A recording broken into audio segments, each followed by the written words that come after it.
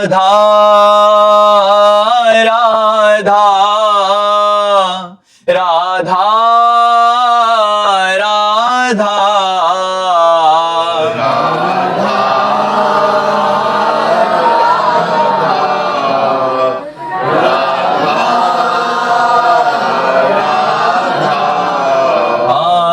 राधा राधा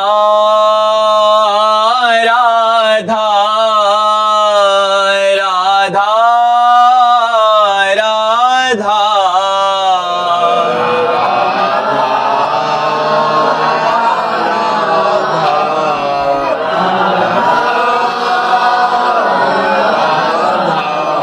हे राधा राधा राधा राधा राधा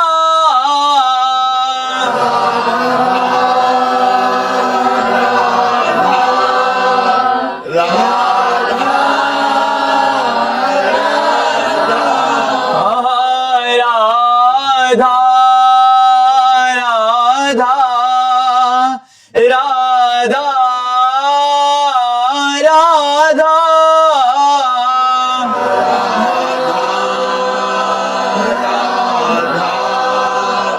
राधा राधा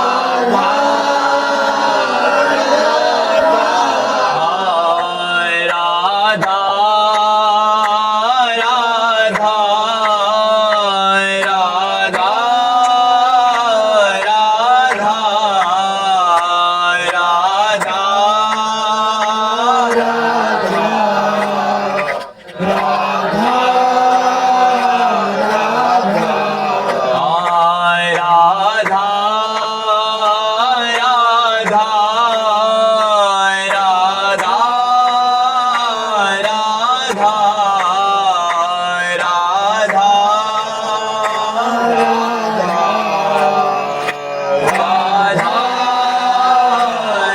राधा श्री राधा वल्लभ लाल की, समस्त संत हरि भक्तन की, श्री वृंदावन धाम की, सद्गुरुदेव भगवान की। विमलेश जी मध्य प्रदेश। हमारे माई श्यामा जी को राज। राधे राधे महाराज जी। महाराज जी मेरा प्रश्न है कि संसार का सबसे बड़ा आश्चर्य क्या है? भगवान को देख लेना, भगवान को धर नेत्र देख लेना, ये सबसे बड़ा आश्चर्य की बात है कि इस विचित्र माया के तांडव में मनुष्य अपने मन को हटाकर भगवान में लगा पावे और इस नाशवान जीवन में अपने नेत्रों से भगवान को देख पावे। इन्हीं नयनन सब सुख देखत अपनो जन्म सफल कर लेकर। अपना जन्म सफल हो गया यदि नेत्रों से हमने भगवान का साक्षात्कार कर लिया। तो सबसे बड़ा आश्चर्य संसार का है भगवान को देख पाना, क्योंकि सर्वाश्चर्यमयी गति से वो विराजमान है। तुम में विराजमान है, हम में विराजमान है, कण कण में विराजमान है, लेकिन देख पा रहे हो क्या?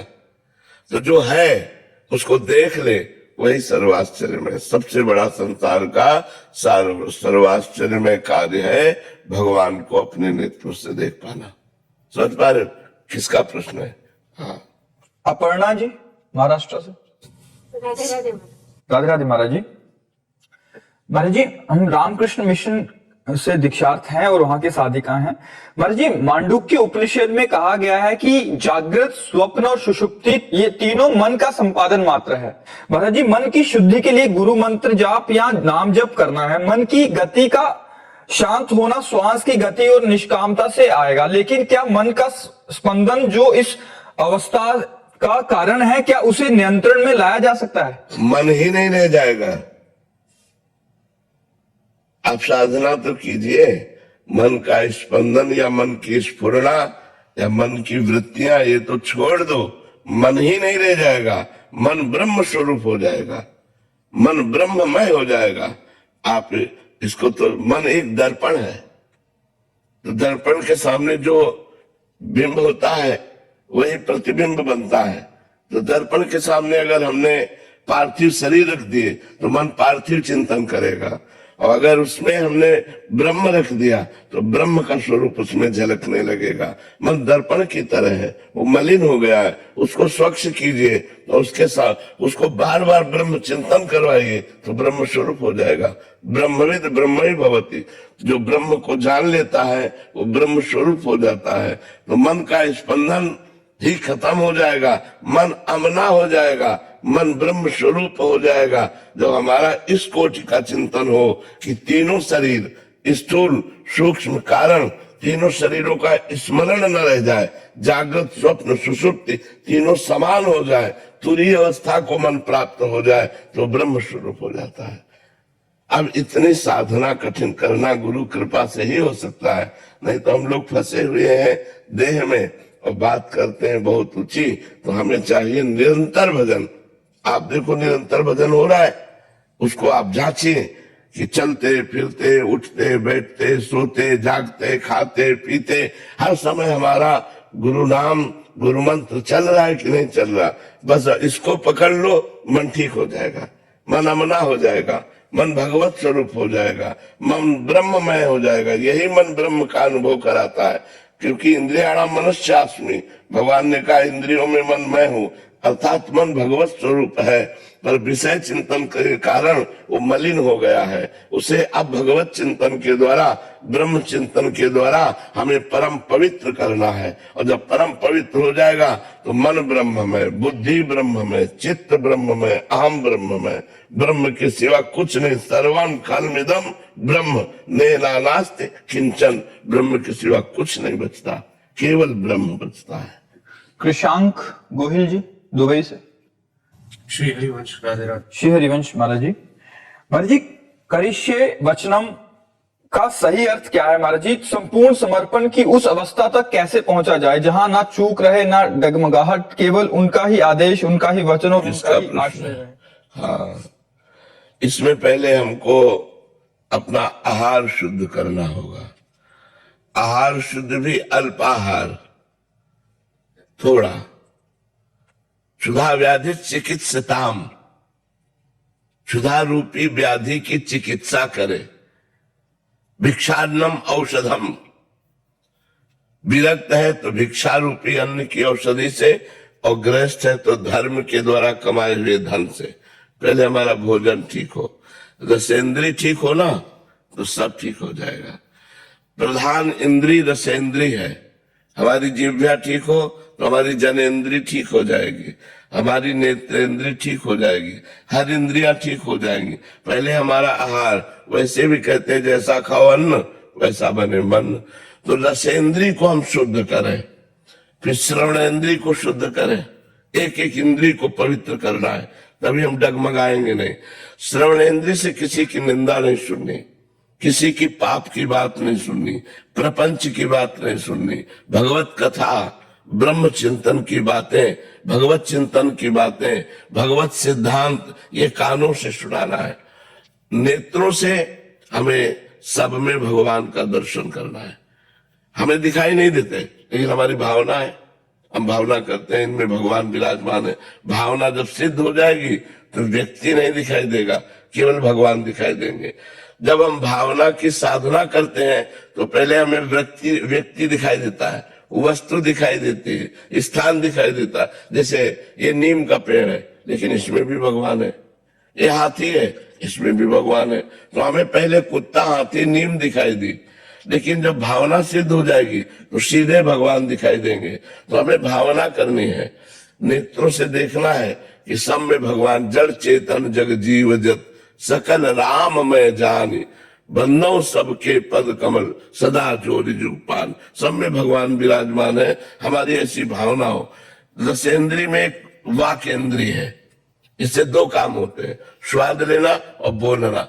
बोलने में हम अधिकतर मौन रहे, जब बोले तो भगवत चर्चा बोले या व्यवहार का उतना कार्य बोले जो सत्य और धर्म में हो, अन्यथा वाणी को मौन रखे। हाथ से किसी को दुख न पहुंच पावे, पैर हमारे तीर्थ याटन करे, परिक्रमा वृंदावन की, गिरिराज जी की परिक्रमा, ब्रज आना, हरिद्वार जाना, काशी जाना, इससे हमारा अंतःकरण पवित्र होता है। जब हम वाक इंद्रिय से भगवान नाम कीर्तन, भगवान नाम जब भगवत चर्चा करते हैं तो हमारी वाक इंद्रिय पवित्र हो जाती है।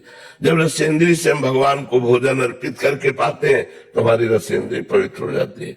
जब हमारी इंद्रियां पवित्र हो गई तो मन अपने आप पवित्र हो जाएगा। क्यों? क्योंकि मन इंद्रियों के अधीन हो गया है और इंद्रियां विषयों के अधीन हो गई। तो जब हम अपनी इंद्रियों को कंट्रोल करते हैं तो मन कंट्रोल में हो, और जब मन कंट्रोल में तो बुद्धि पवित्र हो जाती है, और जब बुद्धि पवित्र हो जाती है तो भगवान में स्थित हो जाती है। पवित्र बुद्धि भगवान में स्थित हो जाती है, और जहां भगवान में स्थित हुई तो पूरा डिपार्टमेंट भगवत में हो जाता है।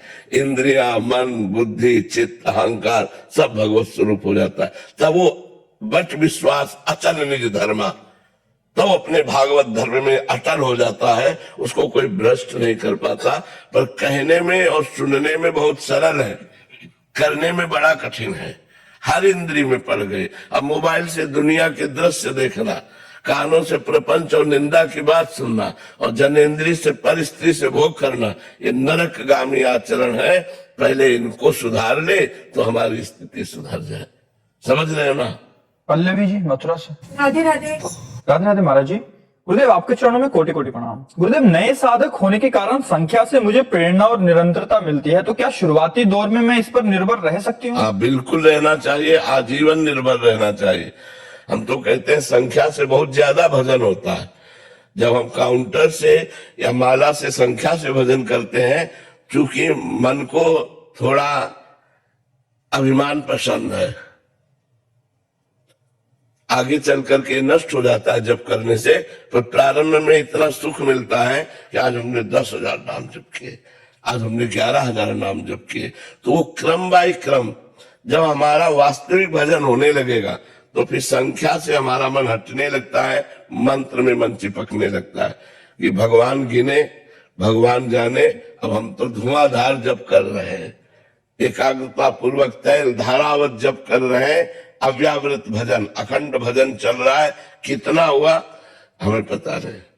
हम तब गिनते थे जब बाल ब्रह्मचारी, नैष्ठिक ब्रह्मचर्य का नियम लेकर गायत्री का अनुष्ठान था। उस समय गुरुजी ने जब दिया था तब माला से गिन करके जप करते थे, और इसके बाद गुरु कृपा हो गई। प्रारंभिक साधक को जब तक ये मना स्थिति ना हो जाए तब तक गणना से जप करने में बहुत लाभ मिलता है। अच्छा, आज जैसे आपने 9,000 जप किए, कल 10,000, तो आज जलन होगी कि 1,000 नहीं किया, लेकिन आपने गिना नहीं तो आपको पता ही नहीं चलेगा। तो हमें लगता है कि जब तक भागवती की स्थिति ना आ जाए तब तक गिन गिन कर जप करना अत्यंत आवश्यक है। वो आपको भजन में आगे बढ़ाएगा। रामफल यादव जी गुरुग्राम से। राधा वल्लभ शेरवंश महाराज जी। महाराज जी, भगवत गीता में 2 श्लोक का वर्णन कर रहे हैं, जिसमें 14वें अध्याय के दूसरे श्लोक में उन्होंने लिखा है महाराज जी कि वो जो इस ज्ञान की शरण लेते हैं वे मुझे प्राप्त होंगे। वो सृष्टि के समय ना तो पुनः जन्म लेंगे और ना ही प्रलय के समय उनका विनाश होगा। और दूसरे श्लोक का शब्दार्थ है महाराज जी 18वें अध्याय में, मेरी प्रेममयी भक्ति द्वारा ही कोई मुझे वास्तविक रूप से जान पाता है, तब सत्य के रूप में मुझे जानकर मेरा भक्त मेरे पूर्ण चेतन स्वरूप को प्राप्त करता है। गुरु जी, आप आप में भाव कर रहे हैं कि आप भगवान के मतानुसार पूर्ण रूप से सत्य तत्व के अधिकारी हैं, ऐसा आपने अपने आचरण से सिद्ध कर दिया है। महाराज जी, इन दोनों श्लोकों के मतानुसार आप साक्षात इन दोनों श्लोकों में भगवान की कृपा से हमारा प्रवेश रहा। पहला श्लोक जो ज्ञान के द्वारा जानना वो काशी, और दूसरा श्लोक जो प्रेम भक्ति के द्वारा पाना वो वृंदावन। दोनों की साधना हुई और दोनों की बात समझ में आई है, तो इसमें कोई अंतर नहीं है। जब हम ब्रह्म प्राप्ति की अद्वितीय भावना करते थे तो हमको वैसा अनुभव होता था। आत्मा का स्वरूप वैसा ही, जैसा आप अनुभव करना चाहे तो वैसा ही अनुभव होता था कि मैं ब्रह्म स्वरूप हूं। और जब भावना बनी भक्ति की तब वही आया कि मेरी ही आत्मा प्रिया प्रीतम के रूप में है, मेरी ही आत्मा प्रिया प्रीतम के रूप में है, और उनमें तन्मयता करके मैं को खो देना। पहले था सबको मैं में समा लेना और मैं ही मैं हूं। अब उस मैं को प्रिया प्रीतम में, मेरी आत्मा का स्वरूप क्या है? प्रिया प्रीतम है, और मैं उस प्रिया प्रीतम के स्वरूप में लीन हो गया। तो मैं का चिंतन खत्म, प्रिया प्रीतम का चिंतन शुरू। तो ये हुआ प्रेम, और सबको अपने में समा लेना, ये हुआ ज्ञान। दोनों बातें, जहां मैं और तू है वहां भेद दृष्टि है, वहां माया है। जहां केवल मैं है वो ब्रह्म दृष्टि है, जहां केवल तू है वो प्रेम दृष्टि है। जित देखो श्याममयी है, तू ही तू है, जिधर देखो तू ही तू है, इधर भी तू है, इधर भी तू है, तू ही तू, मैं है ही नहीं, मैं की सत्या गई। तो ये प्रेम, ब्रह्म नहीं, माया नहीं, नहीं जीव नहीं काल, अपनी ही सुधिना रही, एक रहे नंदलाल, ये प्रेम भक्ति। और जहां सबका समा लेना वो ब्रह्म स्वरूप, मैं ब्रह्म हूं और मैं ही सब रूपों में हूं, सब मेरे में समाये हुए हैं, मैं सब में समाया हुआ हूं। यही ब्रह्म का ज्ञान और यही प्रेम लक्षणा भक्ति भगवान ने कृपा करके दोनों मार्गों में दर्शन कराया। ऐसा अभिषेक मणि त्रिपाठी जी, श्री हरिवंश महाराज जी। महाराज जी, कई बार वाराणसी में मणिकर्णिका घाट में जाता हूँ तथा वहां पर जप करता हूँ, फिर वहां से लौटने के पश्चात मन में एक बार प्रश्न उठता है कि कहीं शमशान में जप करने से अपवित्र तो नहीं हुआ महाराज जी? नहीं नहीं नहीं, परम पवित्र। भगवान तो चिता भस्मा लेपो गरुण मसलम दिक्पट धरो, जटाधारी कंठे भुजग पतिहारी पशुपति, कपाली भूते सो भजत जगदीशैक पदवीम। भगवान तो चिता की भस्म लगाते हैं। अरे परम पवित्र स्थान है श्मशान। श्मशान कोई अपवित्र स्थान थोड़ी, परम पवित्र स्थान। उस शव के साथ जब हम जाते हैं तब हम पवित्र हो जाते हैं, तब हमें वस्त्र के सहित स्नान करके अपने घर जाना चाहिए। लेकिन ऐसे नहीं, ऐसे श्मशान में बैठकर जब करने से विशेष लाभ होता है। भगवान शंकर की क्रीड़ा भूमि है जो मणिकर्णिका घाट है, वो तो क्रीड़ा भूमि है। अखंड शव जलते रहते हैं वहां, और वहां तो ज्ञान प्राप्त होता है कि यही दशा हमारे शरीरों की होनी है।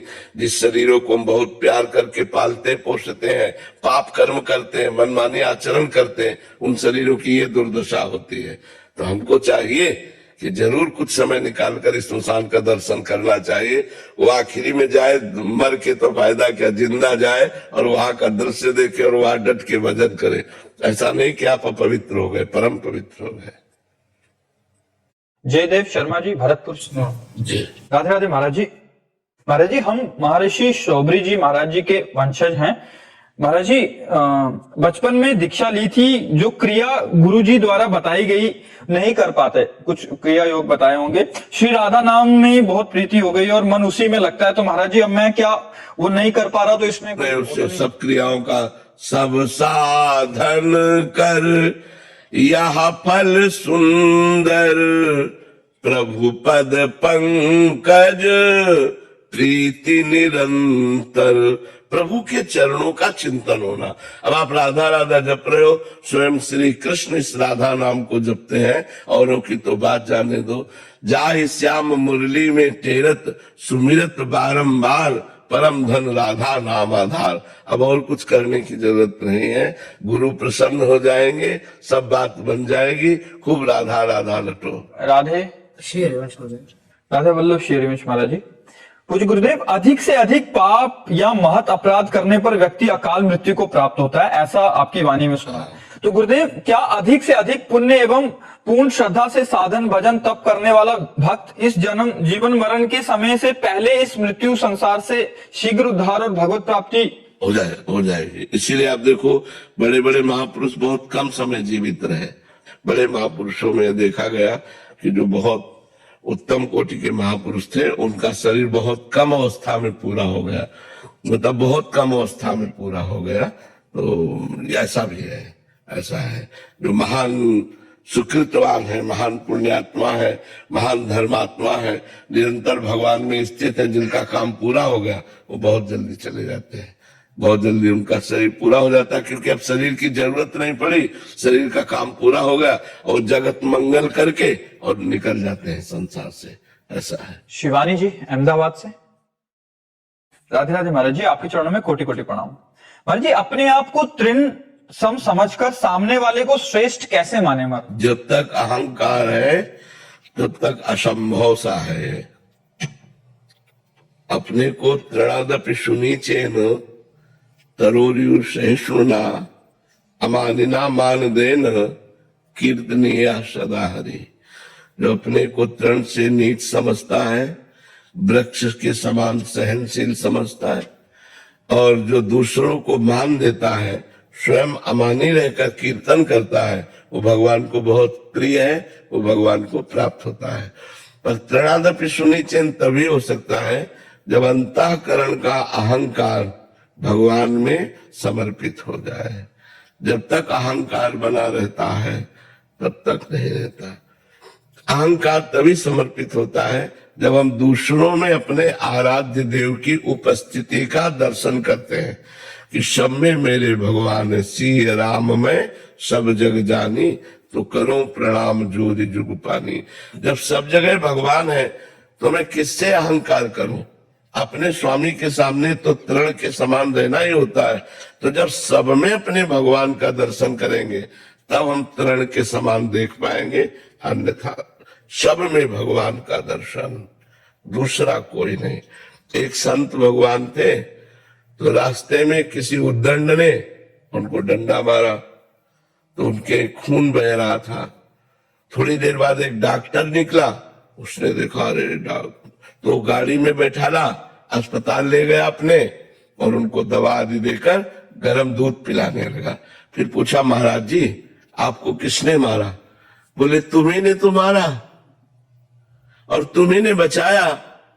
उनका महाराज जी कैसी बात कर रहे हो, मतलब लोग क्या समझेंगे? बोले अब पक्का कहते हैं तुम्ही ने मारा, तुम्ही ने बचाया। तब वहां एक सत्संगी थे, तब उन्होंने कहा आप समझ नहीं पा रहे, स्वामी जी सब में भगवान को देखते हैं। भगवान को देखने के कारण वो कह रहे कि मारने वाले भी तुम्ही थे और बचाने वाले भी तुम्ही थे। एक रूप में तुमने डंडा मारा, दूसरे रूप में पट्टी कर दी। ये जब हम सब में भगवान देखते हैं, भगवान का नाम जप करते हैं, भगवद आश्रित रहते हैं, तो हमारा अहंकार भगवान के चरणों में समर्पित हो जाता है। और जब अहंकार समर्पित हो जाता है तब तृणादपि सुनिचेन, तब अपने को देखो वैष्णव संतों को, बड़े बड़े भक्तों को जमोगे तो ऐसे नम्र दिखाई देंगे। जरा सी बात करो चरणों में झुकते नजर। क्यों? क्योंकि उनका अहंकार नष्ट हो गया। और संसारी आदमी को देखो तो उसको अहंकार रहता है। सम्मान विष है, अपमान अमृत है। श्रीपाद प्रबोधानंद जी कहते हैं सम्मानम कल्याति घोर गर्णम, नीचापमानम सुधा। नीच पुरुषों द्वारा किया हुआ अपमान अमृत है, और जो सम्मान है वो सम्मानम घोर कल्याति विषय, वो विष है, वो नष्ट कर देने वाला है। सम्मानम कल्याति घोर गरलम, वो गरल है, विष है। तो हम जब ये बात अध्यात्म में समझते हैं कि सब में भगवान है और हमारा हृदय झुक जाता है सबके चरणों में, तो अपने आप हमारी स्थिति आ जाती है तृणादपि सुनिचेन। जब तक ऐसा नहीं होगा तब तक ऐसा नहीं हो सकता कि हम तृणादपि सुनिचेन हो। ऐसा जब भगवत भाव आ जाएगा, भगवान का भाव आ जाएगा, तब बात अपने अंदर सबसे न जाति अभिमान, न विद्या का अभिमान, न कुल का अभिमान, न धन का अभिमान, न किसी पद का अभिमान, न किसी व्यवहार का अभिमान। व्यवहार का भी अभिमान होता है कि हमारे अमुक जी मित्र है। जब इस तरह का कोई अभिमान नहीं होता तब ये तृणादपि सुनिचेन आता है। विद्या रूप महत्व कुल धन जौवन अभिमान, सठ कंटक देखे जहां रहे न भक्ति निदान। वहां भक्ति नहीं विराजमान होती, जहां अहंकार होता है, जहां दैन्य होता है, वहां भक्ति विराजमान होती है। और जहां भक्ति विराजमान होती है वो सब में भगवान का दर्शन कराती, तब अपने में तृणादपि सुनिचेन ऐसा भाव आता है। चैतन्य तंवर जी ऑस्ट्रेलिया से। राधा वल्लभ श्री राधे राधे महाराज जी। महाराज जी श्री जी की कृपा से आपका सत्संग प्राप्त हुआ और नाम जप भी होने लगा। धीरे धीरे मन भोगों से हटने लगा। मन में ये भाव आया कि शाबाश, हम तो तुम्हें धन्यवाद देते हैं कि आप नवयुवक हो करके और विदेश में रह करके आप ऐसी भावना धारण करते, इसलिए आपको पहले हम धन्यवाद देते हैं जी। फिर महाराज जी कुछ दिनों बाद महाराज जी फिर थोड़ा उसमें कमी आ गया। महाराज जी फिर ऐसे में साधक क्या करे कि जब कोई मार्ग दिखाई ना दे? नाम जप। जब हमारा भजन कम होने लगे तो समझो या तो कुसंग हो गया या भोजन गलत हो गया। कुसंगी हो गया महाराज। हाँ, दो में एक बात हो जाती, या तो कुसंग हो गया गलत आचरण बन गए, किसी ऐसे गंदे विषय में हम गिर गए तो हमारे भजन में कमी आ जाएगी या हमारा भोजन गलत हो गया। फिर से कैसे उठें? फिर नाम जप हमारी सीढ़ी है, भजन नशेनी प्रेम की। अगर हम नशेनी से गिर गए हैं तो उसी नशेनी प्रेम में चलना पड़ेगा। भजन नशेनी प्रेम हमें ऊंचाई पर पहुंचाने के लिए भजन है। एक ऐसी ऊंचाई आएगी जहां न काम क्रोध लोभ मोह मद मत्सर ये आपको छू नहीं सकेंगे। आप इतनी ऊंचाई पे पहुंच जाएंगे। इसलिए आपको जिस भजन में आप गिरे हैं उसी भजन से आप उठेंगे। आप उसी भजन को और बढ़ाइए। जो नाम जप करते हैं उसी नाम जप को और बढ़ाइए। वो सारी मलिनता नष्ट करके आपको परम पवित्र प्रकाशित कर देगी। बहुत धन्यवाद। आप उदास न होइएगा, निराश मत होइएगा। चाहे 100 बार गिरिएगा लेकिन आप उठ करके चलने की हिम्मत रखिएगा तो आप निकल जाएंगे। क्योंकि माया है, ये पहली बार थोड़ी गिराएगी, ये तो सैकड़ों बार गिराएगी। ऐसे संयोग आएंगे, ऐसे भोग आएंगे, ऐसा मनोमोहक आएगा अवसर कि आपको लगेगा भगवान तो आगे मिल जाएंगे। ये बुद्धि हमको धोखा दे देती है। नहीं, हमको गलत आचरण नहीं करना। भगवान मिले या न मिले, मैं गलत आचरण नहीं करूंगा। मैं भजन करके भगवान को प्राप्त करना चाहता हूं, लेकिन मिलना न मिलना उनके ऊपर है, पर मैं गलत आचरण नहीं कर सकता। ऐसा नियम लो, फिर भी गलत आचरण हो जाए, फिर नियम लो, फिर गलत आचरण हो जाए, फिर नियम लो, तो एक दिन आप निकल जाएंगे, एक दिन आप क्रॉस कर जाएंगे। ये माया बहुत बलवती है, बड़े बड़े ऋषि मुनियों को गिरा देती। तुम तो बच्चा हो, और इसीलिए हम धन्यवाद देते हैं कि विदेश में रहते हुए इस अवस्था में आप भागवती जीवन व्यतीत कर रहे हैं। ये आश्चर्य की बात है। लंका में विभीषण जी भक्ति कर लिए, ये आश्चर्य की बात है। अब ऑस्ट्रेलिया अमेरिका आदि जो देश है ये विलासिता की भूमि है, अगर उसमें रहकर भजन हो रहा है ये बहुत बड़ी बात है। बहुत बड़ी ठाकुर जी की कृपा है आपके ऊपर। जागृति सिंह जी। राधे राधे महाराज जी। महाराज जी, मैं आपको गुरु मानती हूँ और आपके कहे अनुसार राधा नाम भी जप करने का प्रयास कर रही हूँ, पर महाराज जी कभी कभी ना चाहते हुए मन में ये प्रश्न आता है कि महाराज जी क्या सच में हमें श्री जी हर पल देखती हैं? श्री जी क्या हमें हमारी पुकार सुन रही हैं? क्या वो महसूस कर रही हैं? आप देखो, श्री जी तो जो भजन नहीं करते उनको भी देख रहे हैं। आप सच्ची मानिए। प्रभु शास्त्र शीर्षा पुरखा शास्त्राक्षा शास्त्र पात, वो अनेकों ने विश्व चक्षुर, वो विश्व नेत्रों से देखते हैं। विश्वात्मा है, तुम्हें वो चारों तरफ से देख रहे हैं, ऊपर से नीचे से दाएं से बाएं से आगे से पीछे से, हर तरफ वो तुम्हें देख रहे हैं। पूरा विश्व ब्रह्मांड भगवान के सामने ऐसे है जैसे एक आंवला हथेली पे रख लो और चारों तरफ देख लो, ऐसे पूरे ब्रह्मांड को भगवान देखते रहते हैं। तो प्रभु तो सबको देख रहे हैं, श्री जी सबको देख रहे हैं, पर जो करुणा दृष्टि है वो उसी को प्राप्त होती जो भजन करता है। और आप विश्वास करो, एक एक सेकेंड के भजन का आपको हिसाब मिलेगा। ऐसा नहीं कि पता नहीं कोई जान रहा है कि नहीं जान रहा, मैं भजन कर रहा हूं, बड़े दुख में हूं, बड़े कष्ट से भजन कर रहा हूं, इसका फल मिलेगा कि नहीं। तो हमारी बात पर विश्वास करो, एक एक सेकंड का आपको भजन का फल मिलेगा। एक एक सेकंड कभी व्यर्थ नहीं जा सकता।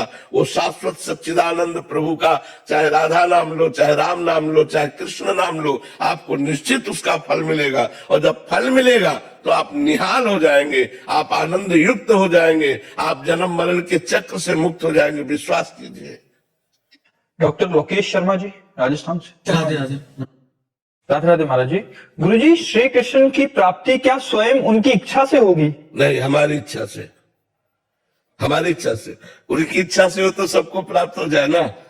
हमारी प्रबल इच्छा, हमारी प्रबल व्याकुलता, रुदु सुस्वरम राजन कृष्ण दर्शन लालसा। गोपी जनों ने जब प्रयास किया और भगवान नहीं प्रकट हुए तो सब एकत्रित होकर रोने लगी। रुदु सुस्वरम राजन कृष्ण दर्शन लालसा। कृष्ण के दर्शन की लालसा से रुदु सुस्वरम राजन, ऊंचे स्वर से सब गोपियां रोने लगी, हा कृष्ण, हा प्राण प्रीतम। तो तासाम आविर्भूत चौरी, इसमें मान मुखाम्बुजा, पीताम्बर धरासृग्वी, साक्षात मनमथ मंत्मा था। करोड़ कामदेवों के मन को मथ देने वाले भगवान उन्हीं के बीच में प्रकट हो गए, गोपियों के बीच में प्रकट हो गए। पीताम्बर बिजली की तरह लहरा रहा है, श्याम सुंदर शरीर, कमल नयन, मंद मंद मुस्कुराते हुए अधरों पर मुरली विराजमान है। जे ही प्रकट हुए गोपियां निहाल हो गए। तो भगवान मिलते हमारी इच्छा से। यदि हमारी इच्छा भगवान से मिलने की नहीं है तो भगवान रोज हमसे मिलते हैं, लेकिन हम उन्हें पहचान नहीं पाते। कोई क्षण ऐसा नहीं जिस क्षण भगवान हमसे अलग रहे, क्योंकि भगवान के अलग होते ही हमें मृत घोषित कर दिया जाएगा। भगवान के अलग होते ही हमें मृत घोषित कर दिया जाएगा। हमारा अस्तित्व भगवान है, हमारा जीवन भगवान है, लेकिन हम उन भगवान को भूल करके भोगों में लग गए, इसलिए भोगों की इच्छा होती है, भगवान से मिलन की इच्छा नहीं होती। यदि भगवान से मिलन की इच्छा हो जाए तो श्री कृष्ण मिल जाए। हमारी इच्छा से भगवान मिलते हैं, अपनी इच्छा से नहीं। जब हमारी इच्छा प्रबल हो जाती तो वही इच्छा भगवान के हृदय में मिलने की इच्छा प्रकट कर देती है और भगवान उनसे मिल जाते हैं। भगवान आमना है, भगवान आप्त काम है, भगवान के हृदय में कोई कामना नहीं, भगवान को कुछ नहीं चाहिए। जब भक्त भाव से बनकर रोटी बनाता है कि आज मेरे प्रभु पाएंगे, तो वो भाव जाके भगवान के हृदय में भूख पैदा कर देता है और भगवान उसको पाते हैं। जब भक्त विकल होकर रोता है तो वो रोना भगवान के हृदय में जाकर भक्त के मिलने के लिए प्रबल इच्छा पैदा कर देता है और भगवान मिलन के लिए पधारते हैं। भक्त की इच्छा ही भगवान की इच्छा बनती है। अगर भक्ति की इच्छा नहीं तो सबसे भगवान मिल ले, अगर वो अपनी इच्छा से मिलते हैं तो सबसे मिल ले, लेकिन भगवान उसी से मिलते हैं जिसकी प्रबल इच्छा होती है कि मुझे भगवान का साक्षात्कार हो, और रो रो के भजन करता है, उसे भगवान का साक्षात्कार होता है। डॉक्टर चंद्र प्रभा जी, हरिवंश श्री हरिवंश महाराज जी, महाराज जी आप कह रहे हैं कि आप चिकित्सक हैं, श्री जी की कृपा से स्त्री रोगों और गर्भवती महिलाओं का उपचार करते हैं और धाम में ही सेवाएं दे रहे हैं। तो कह रहे हैं कि काफी जने ऐसे आते हैं जो आपको सुनते हैं बट वो साधन परायण है, गर्भवती हैं, तो 2 बजे उठना, कम से कम नींद लेना, जैसे आप बताते हैं, एक टाइम प्रसाद पाते हैं, तो महाराज जी ऐसे में गर्भावस्था में जो जितना प्रभाव पड़ता है शरीर के लिए आवश्यक है, जैसे हमने 6 घंटे सोने के लिए कहा है, तो 6 घंटे सोना चाहिए, क्योंकि अगर आप 6 घंटे नहीं सोएंगे तो आपके जागरण के समय में जो भजन करेंगे उसमें आपको विक्षेप पड़ेगा, बार बार आलस्य आएगा। 6 घंटे सोना चाहिए, 24 घंटे में 6 घंटे सोना चाहिए, और इसके बाद शेष समय अपनी दिनचर्या में रत रहना चाहिए। हाँ, ज्यादा गर्भ बढ़ जाने पर गर्भ की सुरक्षा के लिए हमको कठोर क्रियाएं नहीं करनी चाहिए, हमें ऐसी क्रियाएं नहीं करनी चाहिए जिससे गर्भस्थ शिशु को किसी भी तरह का क्लेश हो, और हमको वही आहार लेना चाहिए डॉक्टरों से सलाह लेकर जिससे हमारे गर्भस्थ शिशु की पुष्टि हो। हमको वैसे ही आचरण करने चाहिए जैसे पहला आचरण तो है, जो ही ये पता चले कि हमारे उदर में बालक या बालिका गर्भ का प्रादुर्भाव है, अंदर आ चुका है, प्रकट हो चुका है, गर्भ अंदर बन रहा है, तो उसी दिन से ब्रह्मचर्य रहना चाहिए, पहला नियम। क्योंकि अगर आप ब्रह्मचर्य नहीं रहेंगे तो आपके बच्चे पर फर्क पड़ जाएगा, आपके बच्चे में कोई न कोई कमी पैदा हो जाएगी। इसलिए ब्रह्मचर्य धारण करना अत्यंत आवश्यक है, क्योंकि गर्भ में शिशु पधार चुका है। इसके बाद हमें पौष्टिक आहार लेने चाहिए, उचित नींद लेनी चाहिए, और हमको भागवतिक कार्य करने चाहिए, भगवान की कथा सुनना, नाम कीर्तन करना, नाम जप करना, और तो उससे क्या होगा, हमारे बच्चे के बहुत अच्छे संस्कार पड़ जाएंगे।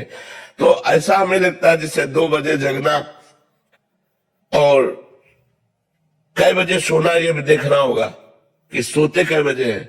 2 बजे तो हमारे यहाँ सब प्राय जग जाते हैं, 2 बजे जगने का तो एक मतलब नियम ही है एक तरह से, पर सोते कै बजे हैं।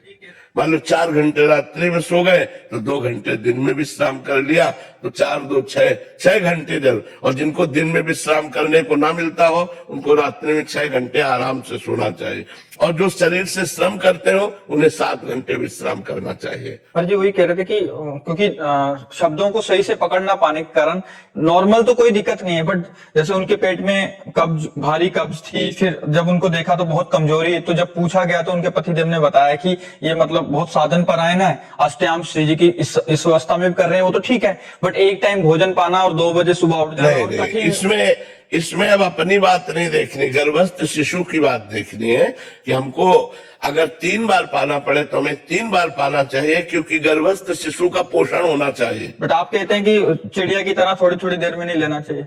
बीमार और गर्भिणी नारी इनको साधना में आप नहीं गिन सकते।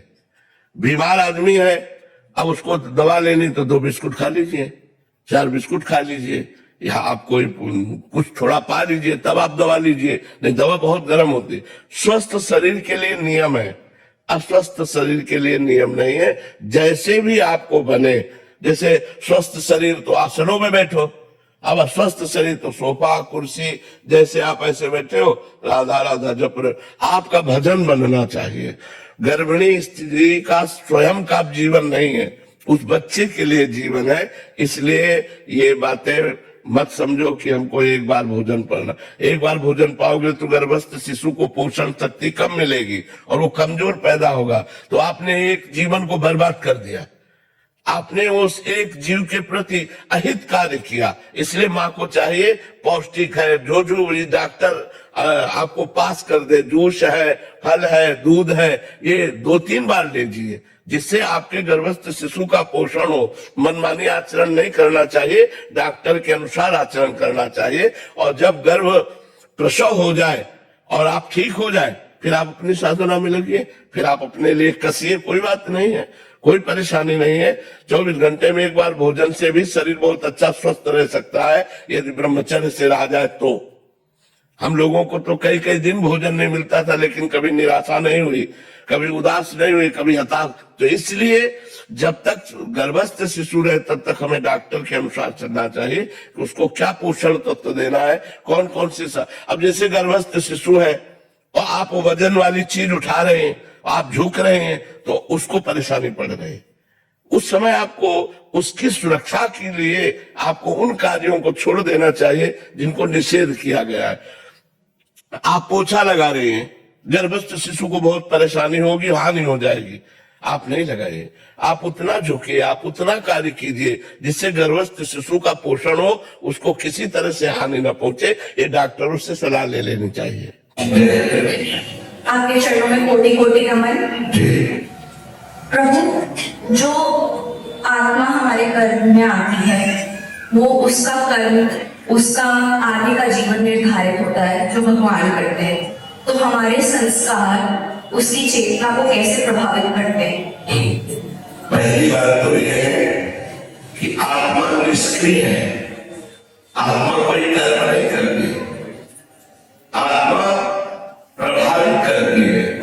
उसका पावर, जैसे हम एक कपड़े के पीछे लोहे का चुंबक रख दें और सामने लोहे की सामग्री हो, तो लोहे की सामग्री जड़ है, लेकिन उस चुंबकीय तत्व के कारण उसमें हलचल पैदा हो जाएगी, उसमें चलन क्रिया पैदा हो जाएगी। ऐसे आत्मा एक चैतन्य घन प्रकाश है, उसमें स्वयं में कोई क्रिया नहीं है। शरीर जड़ है, अंतःकरण जड़ है, कारण शरीर जड़ है। इन तीनों शरीर को प्रकाशित करता है, प्रभावित करता है। सबकर परम प्रकाश जोई। तो ये जो हमारे संस्कार है, ये हमारे मन से बनते हैं, आत्मा से नहीं। आत्मा दिव्य है, चैतन्य धन है, परमात्मा स्वरूप है। किसी भी प्रकार की किसी विकार का प्रभाव कभी आत्मा पर नहीं पड़ता, अंतःकरण पर पड़ता है, मन पर पड़ता है। हमारे मन पर 2 प्रकार के प्रभाव पड़ते हैं, एक असत और दूसरा सत। कभी कभी सत मार्ग में चलने वाले भी असत प्रभाव से प्रभावित होकर फिसल जाते हैं, कभी कभी असत मार्ग में चलने वाले भी सत प्रभाव का संग पाकर वो उच्च दशा को प्राप्त होते हैं। अब हमको फाइनल करना है कि हमारा मार्ग क्या है, सत मार्ग है या असत मार्ग है। यदि हम इंद्रियों के भोगों में अपने मन को, अपनी इंद्रियों को छूट देकर मनमानी आचरण करते हैं, तो हम असत मार्ग के पथिक हुए, जिसका परिणाम पुनरपि जननम, पुनरपि मरणम, पुनरपि जननी जठरे शयनम, बार बार जन्म, बार बार मरण, बार बार मां के गर्भ में जाना। और एक है सत मार्ग, जिसमें हम अपनी इंद्रियों को गलत विषयों से हटाकर सही विषयों का भोग देते हुए मन को भगवान के चरणों में लगा करके सच्चिंतन करते हुए, नाम जप करते हुए धर्म पूर्वक जीवन व्यतीत करते हैं, तो हमें परम पद की प्राप्ति होती है, हमें उत्तम लोगों की प्राप्ति होती है। हमारे अंदर